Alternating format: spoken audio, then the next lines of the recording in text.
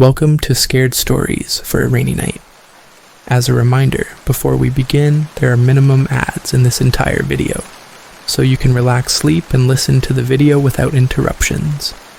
I really hope you enjoy, and lastly, don't forget to like, comment, share, and subscribe. Thank you.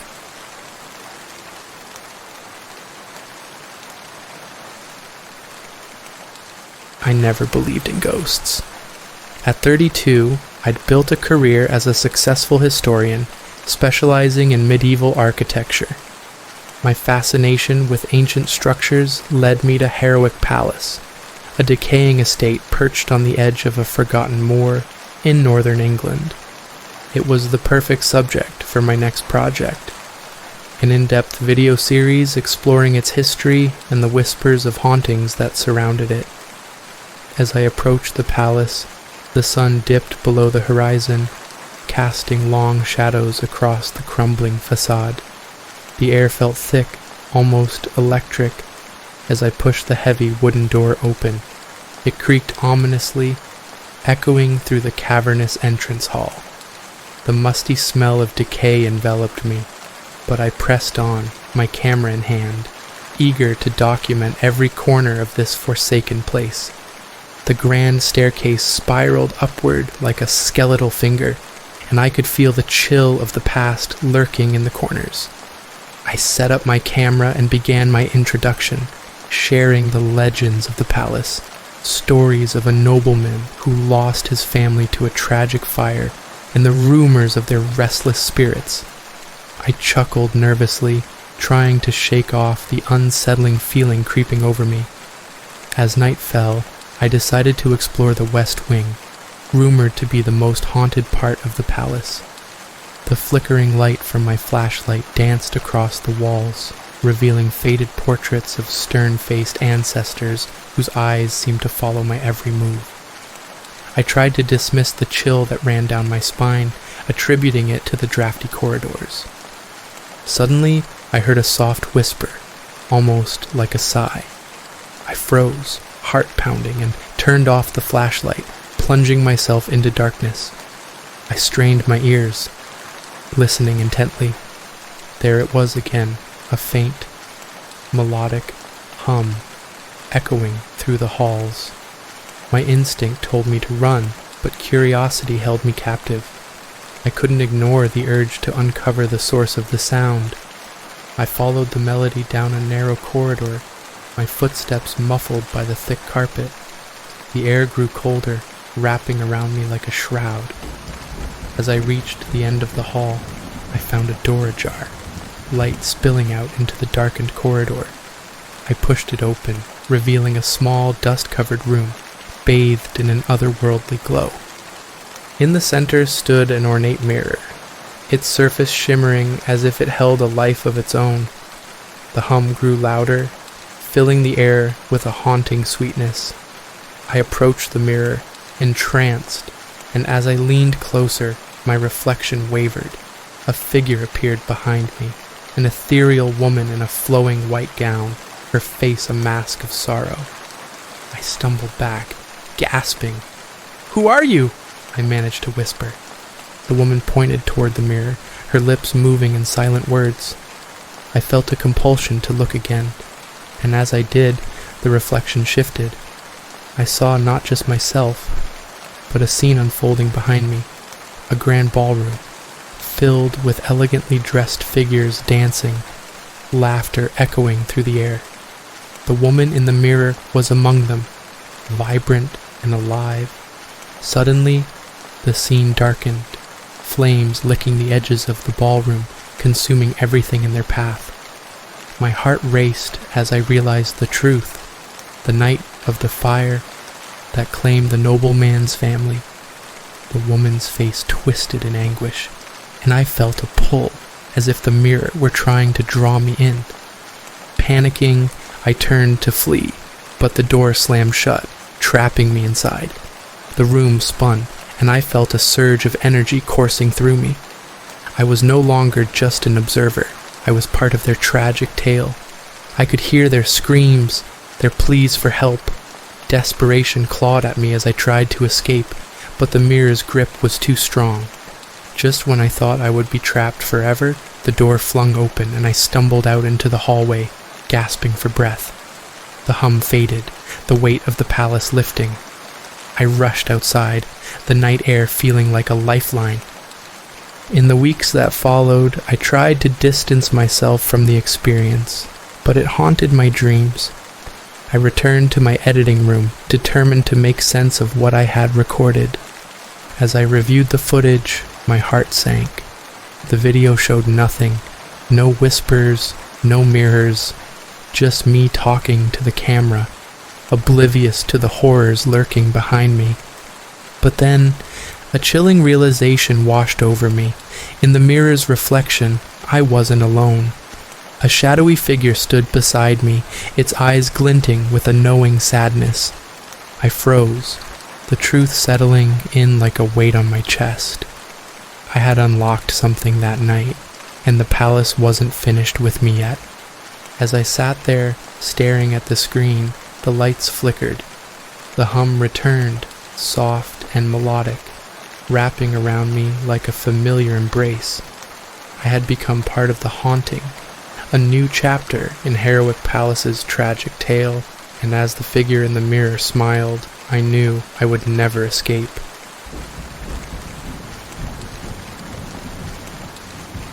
It was 2010, and I was 17, caught in that awkward stage between childhood and adulthood. I remember the chill in the air that evening as I walked through the sprawling grounds of my great-aunt's ancient palace. My cousin Sarah, who had come to visit for the summer, was with me. The moon hung low, casting eerie shadows across the crumbling stone walls. It was 9:17 p.m., and a sense of foreboding hung in the night like a heavy mist. The palace was a relic from another era, its grandeur faded but still visible in the elaborate carvings of the doorways and the twisted ivy that clung to its walls. I had heard the stories, how the palace was haunted by the spirits of those who once lived there, and how they wandered the halls, whispering secrets to anyone brave enough to listen. I had dismissed them as mere tales meant to scare naive children, but as we ventured deeper into the heart of the palace, I began to question my skepticism. "Let's check out the library," Sarah suggested, her voice barely above a whisper. I nodded, excitement tinged with dread bubbling in my stomach. The library was known for its vast collection of ancient books, but it was also rumored to be the most haunted room in the palace. We stepped inside, the air thick with dust and the scent of aged paper. The moonlight streamed through the tall, arched windows, illuminating rows of books that seemed to stretch on forever. As we wandered further in, I felt an unsettling chill that wasn't just from the drafty room. It felt like eyes were watching us, lurking in the shadows. "Did you hear that?" Sarah asked suddenly, her eyes wide with fear. I strained my ears, caught in the silence. But then I heard it, a soft whisper, almost melodic, drifting through the air. It was faint, like a distant memory echoing through the ages. "Maybe it's just the wind," I suggested, though my heart raced. We pressed on, the whispers growing louder, more insistent, as if beckoning us deeper into the room. Sarah grabbed my arm, her grip icy. We shouldn't be here. But curiosity overcame my fear. I walked toward the source of the sound, my heartbeat pounding in my ears. The whispering led us to an old, ornate mirror at the far end of the library. Its surface was cloudy and cracked, but I could still see our reflections. Two frightened teenagers, caught in a moment of curiosity and dread. Suddenly, the whispers coalesced into words, chilling my very core. "Help us, let us out," they pleaded, echoing around us. I felt a wave of panic wash over me. "Maybe we should go," I said, my voice barely above a whisper. But Sarah was already reaching out, drawn inexplicably to the mirror. "What if we can help them?"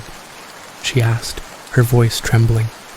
Before I could protest, she touched the glass, and a shudder ran through the room, the whispers rising to a cacophony.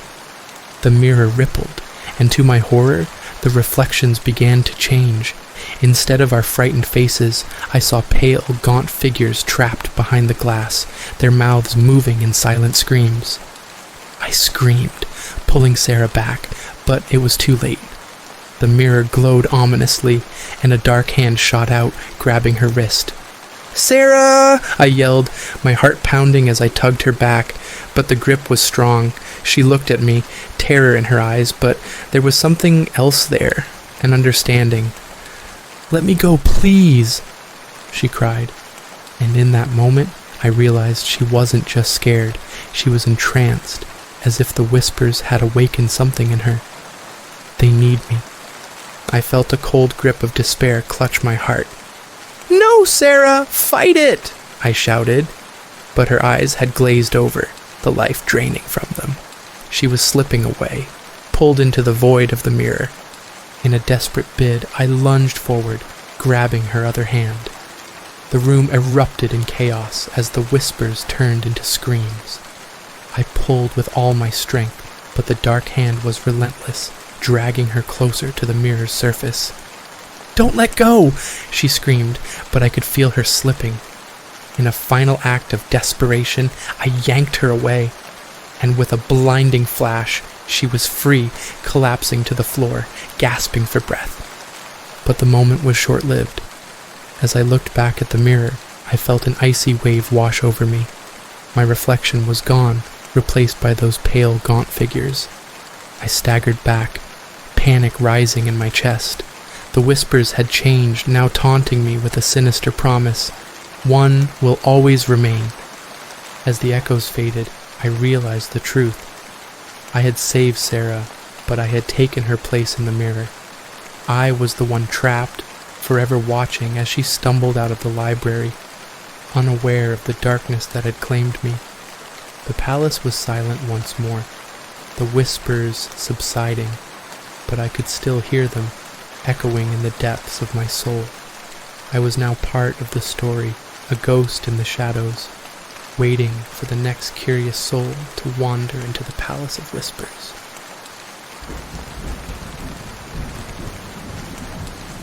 It was a late summer evening when I decided to take a stroll along the beach, the sun dipping below the horizon, painting the sky in hues of orange and purple.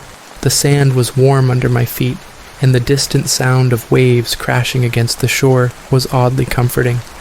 I often found solace in the rhythm of the ocean, but tonight felt different. There was a tension in the air, a whisper of something lurking just beyond the surf. As I walked further down the beach, I noticed that the usual crowd had thinned out, families packing up their picnics and couples retreating to their cars left me alone with the growing darkness.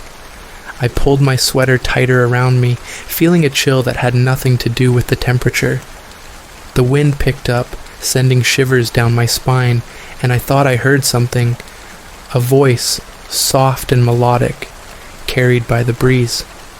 "Help me!" I stopped, scanning the shoreline. The dusk cast long shadows, and for a moment I thought I saw a figure standing near the water's edge. My heart raced, but curiosity pulled me closer. Had someone been left behind? As I approached, I could see clearer.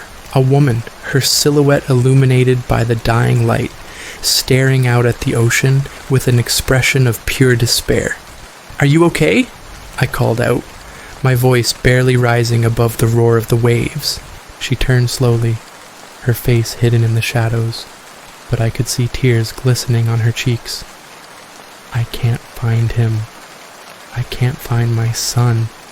Her voice trembled, and I felt a pang of sympathy. "Where did you last see him?" I asked, stepping closer. The sound of the ocean seemed to grow louder, drowning out my words. "In the water. He was playing. He was right here." She pointed into the darkening sea, the waves crashing higher as if responding to her grief. A sense of dread washed over me, but I couldn't turn away. Let's look together. Maybe he's just playing nearby." The woman nodded, her gaze shifting back to the ocean. I took a step forward, but before I could call out again, the tide surged, dramatically, a colossal wave curling toward us. It crashed down, soaking my legs and pulling at the sand beneath my feet. I stumbled back, glancing at the woman who had not flinched. "Stay close," I urged, but she was already moving toward the water, as if beckoned by an unseen force. "Mommy!" A voice rang out from the depths, faint but unmistakable. My stomach twisted. I couldn't see anything but darkness where the water met the sky. "Where are you?" she cried, the desperation in her voice striking fear into my heart. I felt an icy grip on my chest, the kind that paralyzed your instincts to flee. The waves rolled in again, and this time they brought something with them, an object bobbing along the surface. I squinted, my breath hitching as it drew closer. A small, tattered toy boat, its paint chipped and faded, washed ashore. The woman gasped, reaching for it with trembling hands. "That's his!"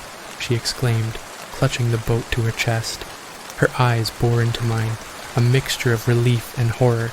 "He's still here. I can feel him."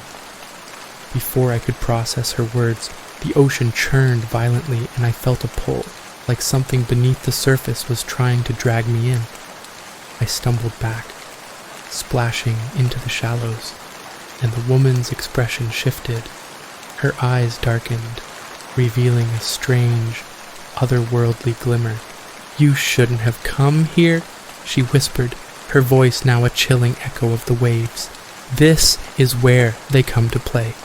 The last thing I saw was her face transforming, her features twisting into something grotesque as the ocean surged around her, pulling her down into its depths. I turned to run, but the sand beneath my feet shifted like quicksand, and I felt myself being dragged back, the waves crashing over me. I fought against the tide, clawing my way to the beach, the last remnants of the sun disappearing completely. When I finally broke free and lay gasping on the sand, I turned back to look at the water. The waves calmed, and for a moment, the beach was silent. Then, from the depths, a soft voice echoed, barely a whisper, "Help me." I stumbled to my feet, heart racing, and ran, not looking back. As I reached the path leading away from the beach, I glanced over my shoulder one last time. The water was still, the moonlight casting a serene glow over the surface. But I could swear I saw a figure standing there, watching me, the faint outline of a woman and a child, forever waiting for someone to answer their call.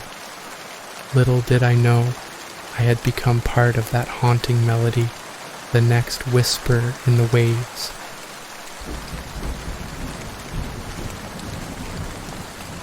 I was 29, a digital archivist by trade, but a ghost hunter at heart.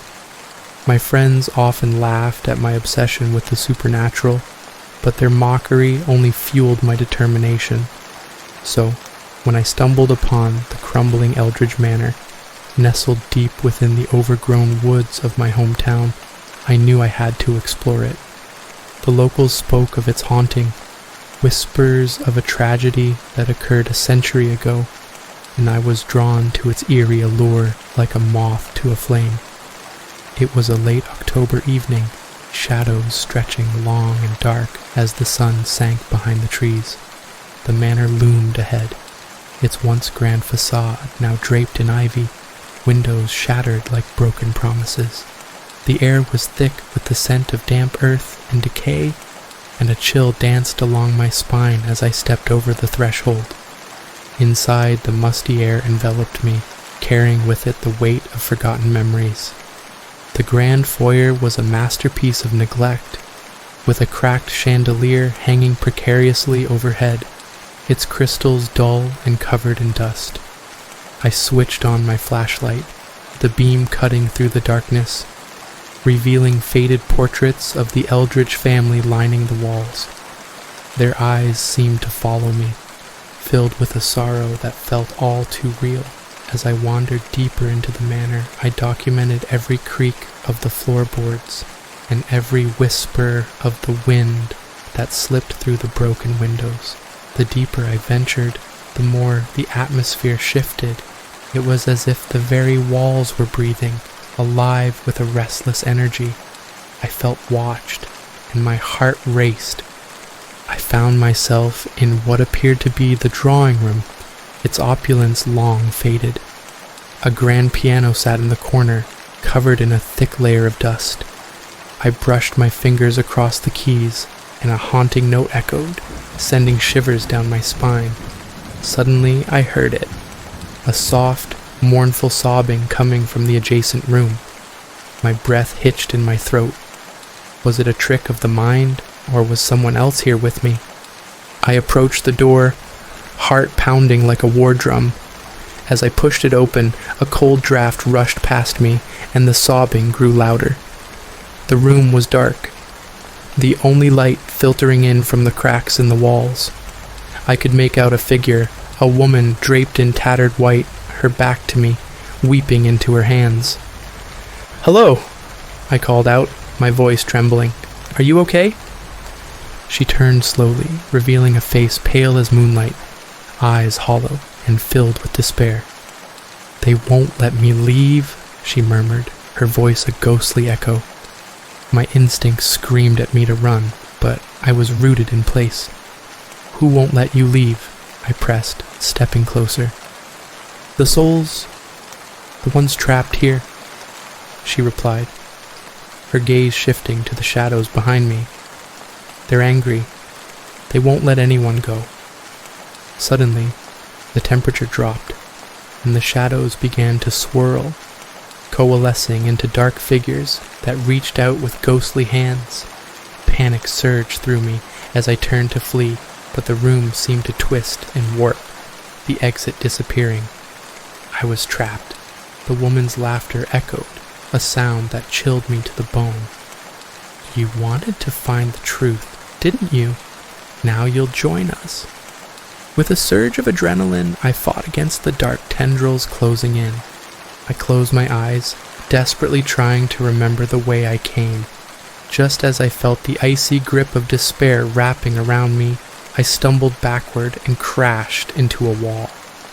When I opened my eyes, I was outside, gasping for breath, the manor looming behind me like a malevolent specter. I turned to look back, heart racing. The windows were dark, the sobbing silenced, but a chill ran down my spine as I caught a glimpse of the woman standing in the window, staring right at me. I ran, not stopping until I reached my car. As I sped away, I couldn't shake the feeling of being followed. Days passed, and I tried to forget about the manor, but it haunted my dreams. I started researching the Eldridge family, only to discover that the woman I saw was none other than Isabel Eldridge, who had vanished without a trace 100 years ago. But the twist came when I found an old photograph of the family. In the picture, Isabel stood with her family, looking vibrant and alive. But there was something else, a shadowy figure behind her, a twisted smile stretched across its face. It looked just like me. That night, as I lay in bed, I could hear the soft sobbing again, echoing in the corners of my mind. I knew I could never escape the manor's grip. The truth was, the souls were not just trapped. They were waiting for someone to take their place, and now I was one of them. It was 2004, the summer I turned 14. My cousin Jake and I had just finished a long day of exploring the overgrown woods behind my grandparents' house. The sun dipped low on the horizon, casting long shadows that danced eerily amongst the trees. It was about 9:17 p.m. when we stumbled upon Blackwood Manor, a decrepit mansion that loomed like a dark specter at the edge of the forest. "Do you think anyone lives there?" Jake whispered, his voice barely louder than the rustling leaves. His face was pale, illuminated only by the fading light. "Only ghosts," I joked, trying to mask my own unease. But as we approached the iron gate, rusted and creaking ominously, I felt a chill run down my spine. The manor was infamous in our town, a place where strange occurrences were said to unfold, disembodied whispers, flickering lights, and shadows that moved against the grain of reality. "Let's take a look," Jake urged, his curiosity a match for my trepidation. A sense of dread hung in the air, but the thrill of adventure pulled me forward. We pushed open the gate, which screamed in protest, and stepped onto the cracked path leading to the grand entrance. The door was ajar, as if beckoning us inside. We exchanged glances, a mix of excitement and fear, before stepping over the threshold. The interior was cloaked in darkness, save for the shafts of moonlight that pierced through the grime-coated windows. Dust particles floated in the air, and the musty smell of decay filled my nostrils. "Do you hear that?" Jake asked, his eyes wide. I strained my ears, and there it was, a faint whisper, like a distant conversation carried on a breeze. It sent a shiver down my spine. "Maybe it's just the wind," I suggested, but even I could hear the uncertainty in my voice. We ventured deeper into the manor, our footsteps echoing against the wooden floorboards. Each room we entered was more unsettling than the last. Faded portraits of long-dead inhabitants seemed to watch us with lifeless eyes, and the air felt thick with unspoken secrets. As we reached the staircase, the whispers grew louder. I could make out fragments of words. Something about the one who waits and never leave. My heart raced as we ascended, the atmosphere heavy with an unshakable sense of dread. On the second floor, we found a large, ornate door at the end of the hallway. "This has to be it," Jake said, his voice barely a whisper. I nodded, my throat dry. We pushed the door open, revealing a darkened room that smelled of mildew and something else. Something rotten. As we stepped inside, the door slammed shut behind us. Panic surged through me. "What was that?" I yelled, my voice echoing in the confined space. The whispers now turned into hushed giggles, circling around us like a malevolent wind. I felt a cold breeze brush past my ear, and I spun around, but there was no one there. "We need to get out of here!" I shouted, scrambling for the door, but it wouldn't budge. Suddenly, a figure loomed in the shadows, a gaunt silhouette that seemed to flicker in and out of existence. "You shouldn't have come here," it hissed, the voice echoing with an unnatural resonance. Jake and I pressed against the door, desperation clawing at our throats. Just as the figure took a step closer, a blinding light enveloped the room, and the whispers crescendoed into a cacophony of laughter. Then silence. I opened my eyes, disoriented. I was lying on the floor of the manor. Jake sprawled beside me. The room was empty, the door wide open. "What just happened?" I gasped, scrambling to my feet. "Did you see that?" Jake asked, his face a mask of shock. "Yeah, but what was that?" I stammered, still trying to comprehend our near encounter with the supernatural. As we rushed down the stairs and out of the house, the whispers faded away, replaced by the sounds of crickets outside. We ran through the woods, adrenaline fueling our escape until we reached my grandparents' house. Breathless, we collapsed on the porch. "We're never going back there," Jake declared, and I wholeheartedly agreed. The memory of Blackwood Manor would haunt us both for years. But as I lay in bed that night, trying to shake off the lingering fear, I overheard my grandparents talking in hushed tones. "It's sad about the kids," my grandmother said. "They never left." I froze, realization washing over me. The whispers, the figure, the warnings, they weren't just stories. They were part of the manor's dark history, and now I understood the chilling truth. Jake and I hadn't just visited Blackwood Manor. We had been part of its tale, and the whispers would never truly let us go.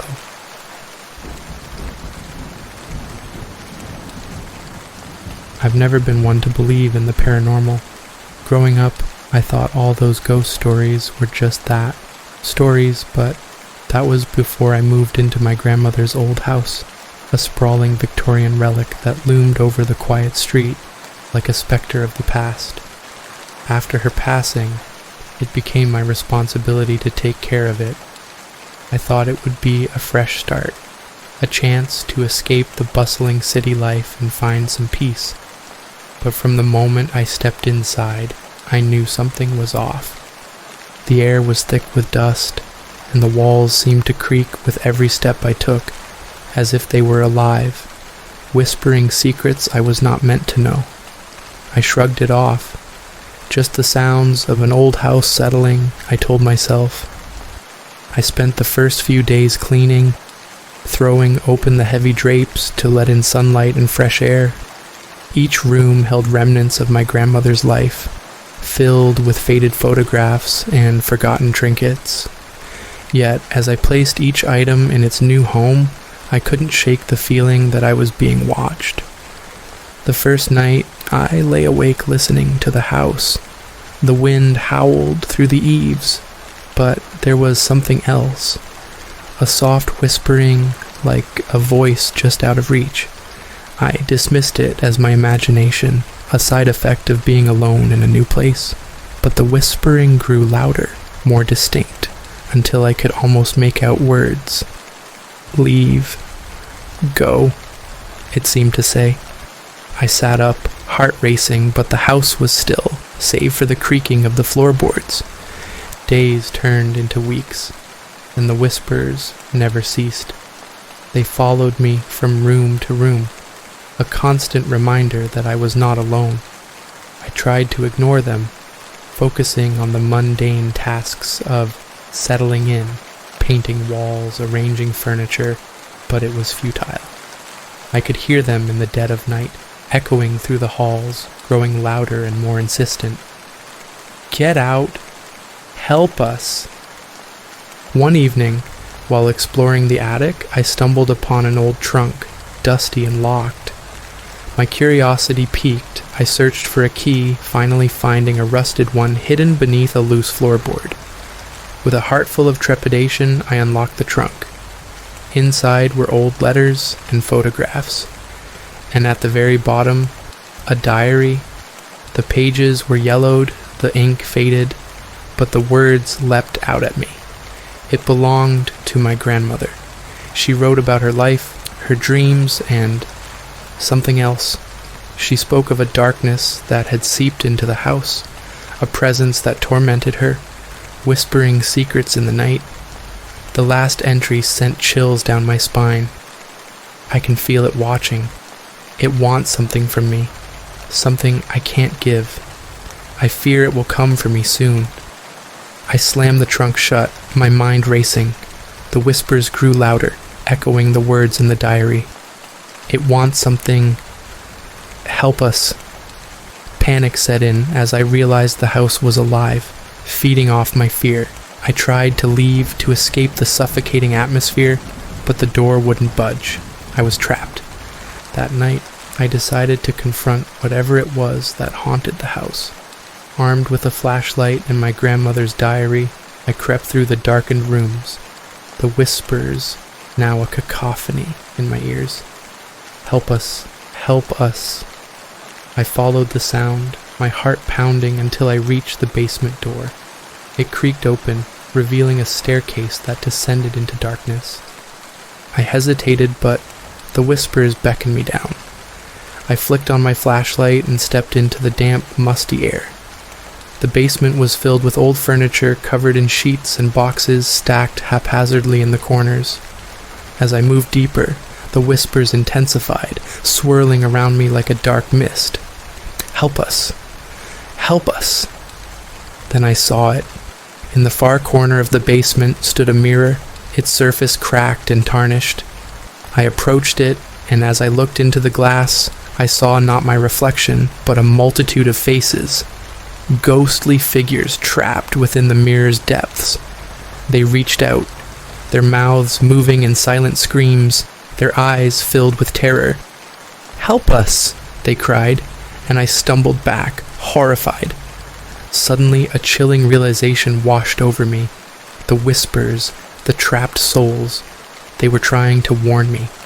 My grandmother hadn't just been tormented, she had been trying to protect me from whatever darkness resided here.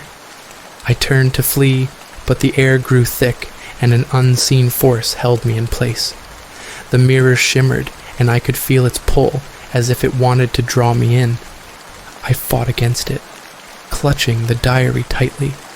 In a moment of desperation, I remembered my grandmother's final words in the diary. "To break the curse, you must confront the darkness." I took a deep breath, steeling my resolve, and shouted, "I won't let you take me!" The whispers screamed in unison, and the mirror cracked further.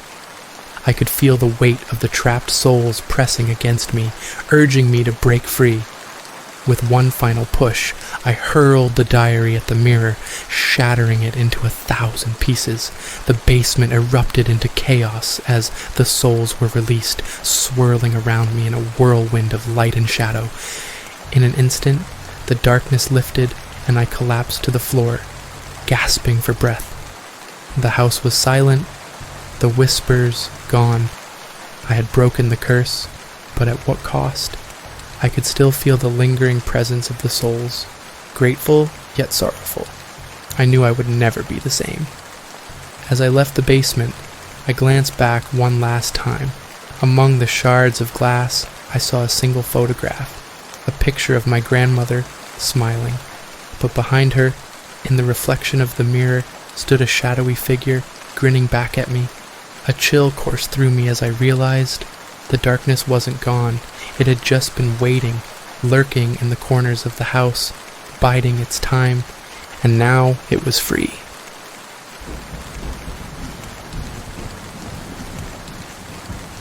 I'm a 32-year-old historian named Clara Walsh, known for my fascination with the eerie and the unexplained. 2 weeks ago, I received an invitation that sent shivers down my spine. A chance to explore Winmore Palace, a crumbling estate rumored to be haunted by the spirits of its tragic past. Intrigued, I packed my gear, a flashlight, a voice recorder, and a notebook filled with questions. I had no idea that what awaited me would be far beyond my wildest nightmares. As I drove up the winding, overgrown path to the palace, I couldn't shake the feeling of being watched. The sky was a murky gray, the clouds hanging low like a shroud. The palace loomed ahead, its Gothic architecture twisted and decayed, giving the impression that it was a creature of the night, ready to consume anyone who dared to enter.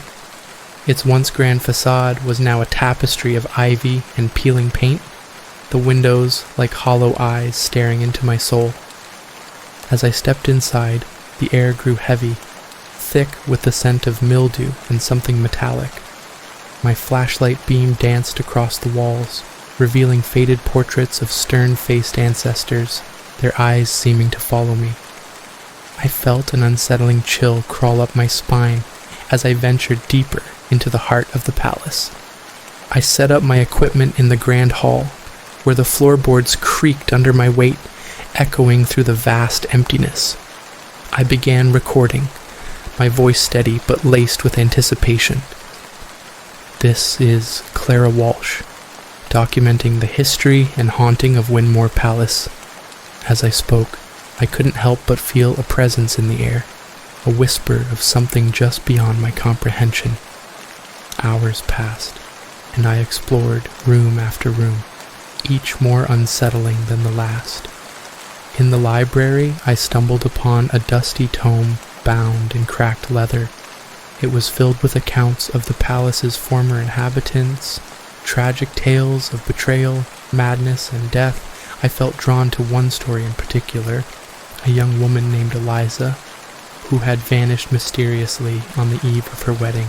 The locals whispered that her spirit still roamed the halls, searching for her lost love. Suddenly, a loud bang echoed from the upper floor, snapping me out of my reverie. My heart raced, but curiosity won over fear. I climbed the grand staircase, its railing cold beneath my fingertips, and followed the sound to a dimly lit corridor. The air felt electric, charged with an unseen energy. As I approached the end of the hall, I noticed a flickering light emanating from a door slightly ajar. I pushed it open, revealing a small, dusty room filled with old wedding gowns, their delicate lace yellowed with age. In the center stood a full-length mirror, its surface murky and tarnished. As I stepped closer, I caught a glimpse of something in the reflection, a shadowy figure behind me. I spun around, but there was nothing there. My breath quickened, and I turned back to the mirror. The figure was closer now, an outline of a woman in a wedding dress, her face obscured by a veil. "Help me," she whispered, her voice barely audible, a haunting echo that seemed to resonate from deep within my mind. Heart pounding, I grabbed my voice recorder, desperate to capture this moment. "Who are you?" I asked, my voice trembling. The air grew colder, and the figure raised a ghostly hand, pointing toward the corner of the room. I felt compelled to follow her gesture, as if an invisible thread was pulling me closer. In the corner, I discovered a small dusty trunk. My hands shook as I pried it open, revealing a collection of letters, all addressed to Eliza. As I read, the story unfolded. Letters filled with love and longing, but also betrayal. Her fiancé had never intended to marry her. He had fallen for another. Rage and despair echoed in the words, culminating in a final letter, scrawled in a shaky hand. "I will never forgive you. I will haunt this place until you understand my pain." The temperature dropped further, and I felt a presence swirling around me, growing stronger, angrier. The mirror fogged over, and suddenly the figure lunged forward, her face now visible, a mask of sorrow and rage. "You must know my story," she shrieked, her voice reverberating in my skull. Panicking, I stumbled backward, but there was nowhere to run. "I'm trying to help you," I cried out, but the words felt hollow. The room trembled, the walls closing in, and I could feel the weight of Eliza's grief pressing down on me. In a final act of desperation, I shouted, "I'll tell your story, I promise!" The figure paused, her expression softening for just a moment. Then with a piercing wail, she vanished, leaving me alone in the suffocating silence. I bolted from the room, racing down the staircase and out into the open air, my heart pounding in my chest. The palace loomed behind me, a dark silhouette against the stormy sky. I didn't stop running until I reached my car, fumbling with the keys as the wind howled like a banshee around me. As I drove away, the weight of the palace lifted, but a lingering chill remained. The next day, I returned to my quiet life, but I couldn't shake the feeling that Eliza's story wasn't over. Weeks later, I sat down to write my findings, determined to give her the voice she had lost. But as I typed, a sudden realization struck me with horror. The letters, the tales of betrayal, they were all too familiar. I looked closer at the final letter, the signature. It was my name. I closed my laptop, heart racing. The whispers had started again, echoing in the back of my mind. I was not just a historian, I was part of her story now, and there was no escaping the shadows of Winmore Palace.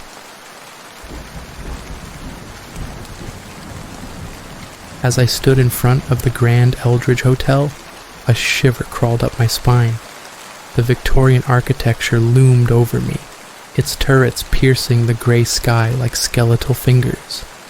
I'd heard the tales, whispers of hauntings, strange occurrences, and the disappearance of guests. But I was a skeptic, a thrill seeker, looking for a story to tell my YouTube audience. The faded sign above the entrance creaked ominously as I pushed the heavy wooden doors open. Inside, the lobby was an eerie blend of opulence and decay. Velvet drapes hung in tatters, and the chandelier overhead flickered like it was struggling to stay lit. An unsettling stillness enveloped the room, broken only by the distant echo of my footsteps on the marble floor. I approached the front desk, where an elderly woman with hollow eyes greeted me. "Welcome to Eldridge Hotel," she rasped, her voice like dry leaves rustling in the wind. "You'll be in room 213. Be cautious. Some guests never check out." I chuckled nervously, brushing it off as a joke. After all, I was here for the experience, not to succumb to the hotel's dark reputation. I took the old-fashioned key from her, its weight heavy in my palm, and made my way to the second floor. The corridor stretched endlessly, lined with faded portraits that seemed to watch my every move. Each step I took echoed, amplifying the oppressive silence. The air grew thick and stale, as if time itself had slowed. I could almost hear the whispers of the past swirling around me, urging me to turn back. When I reached my room, the door creaked open with a reluctant groan. The space was modest, with peeling wallpaper and a musty scent that clung to the air. As I set up my camera to document my stay, I couldn't shake the feeling that I was being observed. I dismissed the notion, attributing it to the stories I'd heard. Night fell quickly, draping the hotel in shadows. I decided to explore, hoping to capture something for my channel. With my camera rolling, I wandered through the dimly lit halls, the flickering lights casting ominous shapes. Every creak of the floorboards felt like a heartbeat, quickening with every passing second. As I delved deeper, I stumbled upon a door at the end of a long corridor, slightly ajar. A chill ran through me, but curiosity propelled me forward. I pushed the door open to reveal a dusty, abandoned ballroom. Cobwebs hung like curtains, and the remnants of a grand chandelier lay shattered on the floor. Suddenly, the door slammed shut behind me, plunging me into darkness. My heart raced as I fumbled for my phone, its light barely piercing the gloom. That's when I heard it, a soft, melodic whisper wafting through the air, calling my name. "Jack, Jack." My breath hitched. Nobody knew I was here. The voice was laced with sorrow, echoing through the empty space. I turned, desperately searching for the source, but the shadows danced around me, twisting into grotesque shapes. Panic surged as I pounded on the door, but it wouldn't budge. "Jack, stay with us." The whisper grew louder, more insistent. I could feel the air around me thickening, suffocating. In a final act of desperation, I hurled myself against the door, and it swung open, spilling me back into the corridor. I stumbled out, gasping for breath, my heart pounding like a war drum. I rushed back to my room, locking the door behind me. The whispers faded, but an unsettling stillness replaced them. I tried to calm myself, replaying the footage I had captured. Just as I was about to shut off the camera, a figure appeared in the corner of the frame, a fleeting shadow, just out of focus. I froze, rewinding the video. My blood ran cold as I realized the shadow wasn't a trick of the light. It was a girl, her face twisted in anguish, staring directly at me. My hands shook as I reached for my phone to call for help, but the line was dead. Suddenly, the lights flickered violently, and the whispers returned, now a cacophony of pleading voices. The door rattled violently, and I could feel a presence closing in, suffocating me with despair. In a moment of sheer terror, I realized the truth. The tales of the Eldridge Hotel were not mere legends, they were warnings. I had become another story, another lost soul trapped within its haunted walls. As the whispers crescendoed, I caught a glimpse of my reflection in the cracked mirror. My eyes were wide with fear, but behind me, the shadow of the girl loomed closer, her hand outstretched. I knew then that I was never meant to leave. With an unsettling calm, I whispered into the camera, "If you're watching this, don't come here. The screen flickered once more, and in that fleeting moment, the video cut to black, leaving only the echo of whispers lingering in the air, a chilling reminder of the Eldridge Hotel's dark secret.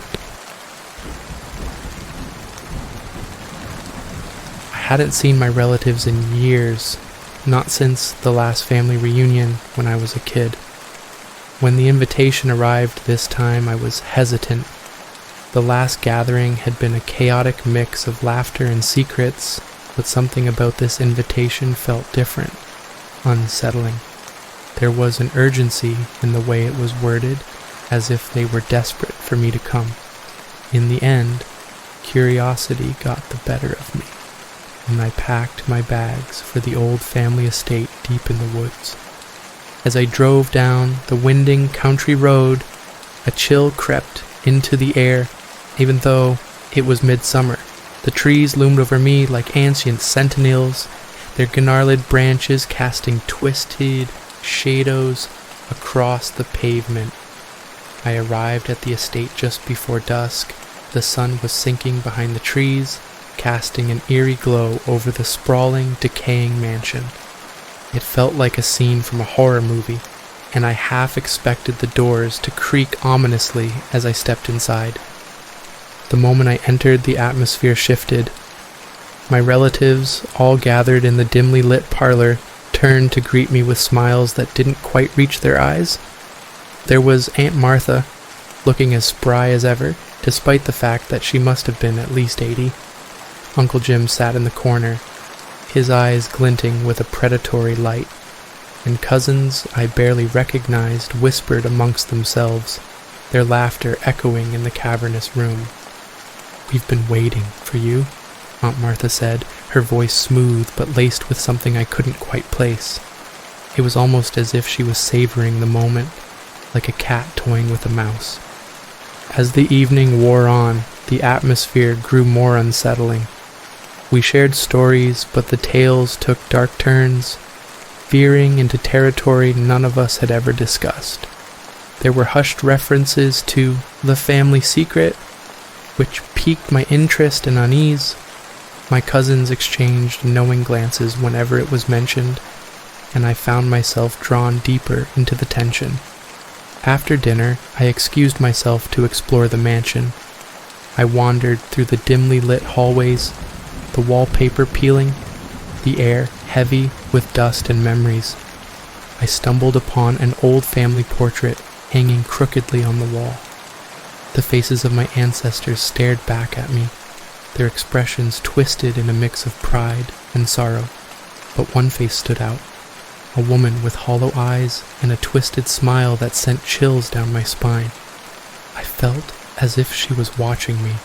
Just then, I heard laughter echoing from the parlor. It was too loud, too forced. Curiosity tugged at me, and I made my way back, only to find the room empty. The chairs were pushed aside, the table abandoned.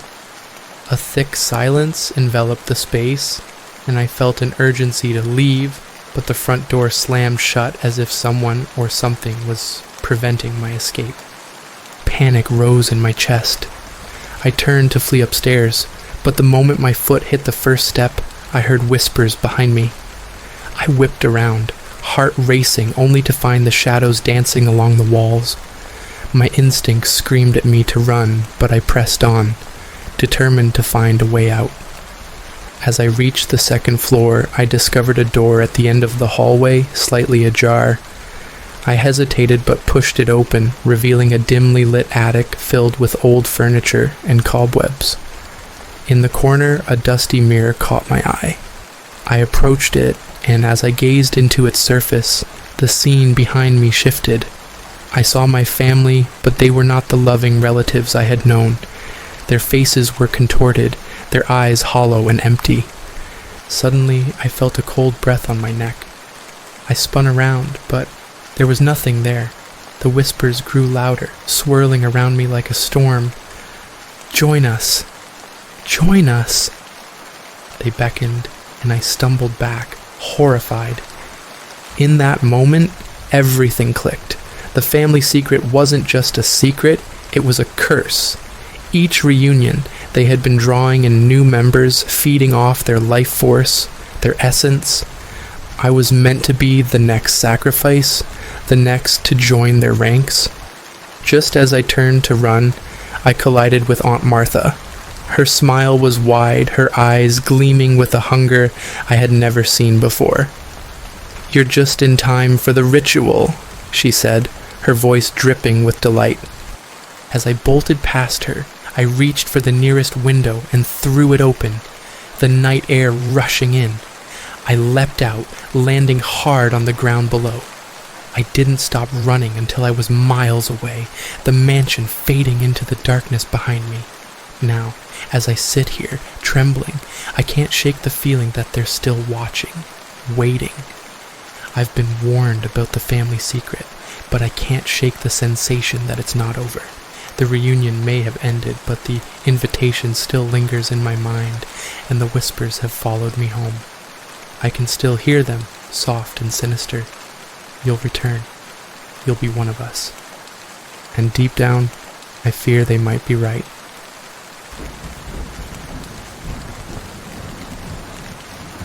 I had always been drawn to the ominous beauty of Eldridge Palace. Nestled at the edge of our small town, it loomed like a silent guardian, its crumbling facade whispering stories of a long-forgotten era. When our local community center announced an event to explore the palace, curiosity got the better of me. I signed up without a second thought, eager to uncover its secrets alongside my fellow townsfolk. The day of the event arrived, and a thick fog rolled through the streets, wrapping the palace in an ethereal shroud. As I approached the grand entrance, the heavy wooden doors creaked open, as if welcoming me into its dark embrace. The scent of dampness and decay hung in the air, but there was something intoxicating about the atmosphere, a thrill that sent shivers down my spine. Inside, the palace was a labyrinth of dusty halls and shadowy corners. The walls were adorned with faded portraits of somber ancestors, their eyes seemingly following me as I moved. My heart raced with every step, floorboards groaning underfoot, echoing the whispers of those who had walked here before. As we gathered in the main hall, our guide, a wiry old man, with a voice like gravel, began recounting the tragic history of Eldridge. He spoke of a grand ball that ended in disaster, where the Lord's beloved vanished without a trace, leaving behind only haunting echoes of her last dance. The air grew heavy with anticipation. I could feel my pulse quickening. While the others listened intently, I found myself wandering away, drawn to a narrow staircase at the back of the hall.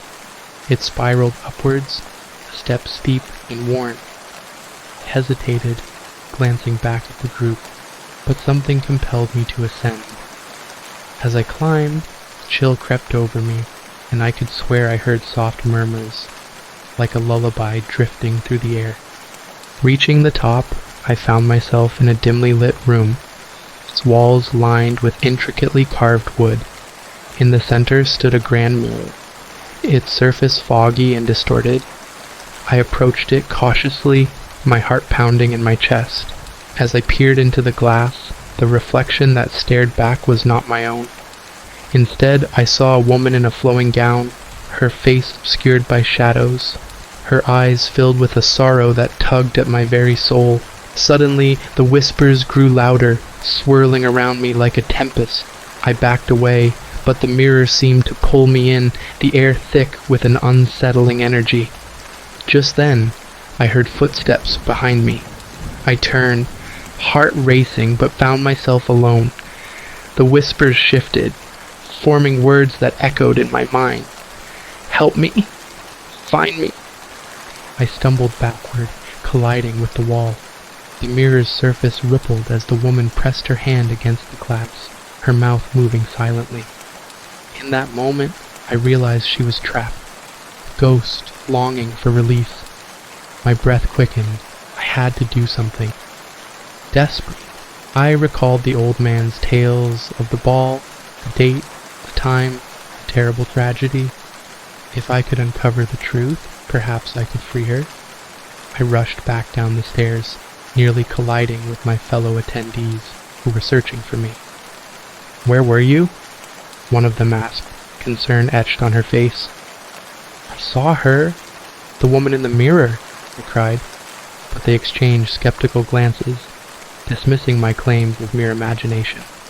Determined, I pulled the old man aside. There has to be a way to help her. What happened on that night? His expression shifted, a flicker of recognition crossing his features. "The ball was cursed," he murmured, "and those who seek to uncover it may find themselves entwined in its web." Couldn't shake the feeling that I was meant to uncover this mystery, that the woman needed me. I convinced the group to investigate the basement, where the archives of the palace lay. Together, we rummaged through dusty tomes and yellowed letters, piecing together the tragedy. We discovered that the woman had been betrayed by the Lord, hidden away in the walls of the palace, never to dance again. As the last light of the day faded, a sense of urgency filled the air. We gathered in the main hall, invoking the spirit of the woman with a makeshift seance. Candlelight flickered wildly as we called her name, and in that moment the temperature dropped and the whispers crescendoed into a deafening roar. Suddenly, the mirror shattered, shards flying across the room, revealing a swirling mist behind it. From the haze emerged the woman, ethereal and radiant, her sorrowful gaze locking onto mine. "Thank you," she whispered, her voice a haunting melody. And then, in an instant, she was gone, leaving behind a lingering warmth. Crowd erupted in chaos, but I stood frozen, a sense of peace washing over me. I had done it. I had freed her. But as I turned to leave, I caught a glimpse of my reflection in the shards of glass scattered on the floor, and my heart sank. In the mirror's fragments, I saw not just myself, but the woman, smiling, her eyes glimmering with a newfound freedom, and beneath my skin I felt a shift, a creeping sensation that perhaps I had become part of the palace's curse too. The whispers faded into silence, leaving only a lingering question: who would be the next to dance within the walls of Eldridge Palace?